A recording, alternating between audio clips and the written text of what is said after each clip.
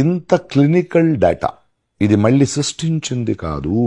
Election commission of India వాళ్ళ files లో ఉన్నదే పేపర్స్ ని తీసుకొచ్చి ఒక విపక్ష నాయకుడు, ఒక పౌరుడు డీటెయిల్ గా 70 minutes ఎక్స్ప్లెయిన్ చేసిన తర్వాత కూడా ఆ పార్టీ గెలిచారో ఈ పార్టీ గెలిచారని కాదు, మాకు అన్యాయం జరిగింది as a citizen of this country, మాకు నచ్చని, మేము ఎన్నుకోని వాడు మనల్ని వెళ్తున్నాడు అనేది మీకు అర్థం కాకపోతే I think this is tragedy.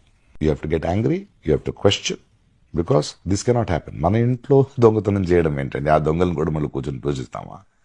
ఆడు ఎలాగైనా చేయని, ఆడ మహాశకుని, ఆడ ఎంత టాలెంట్ అని చూస్తారా?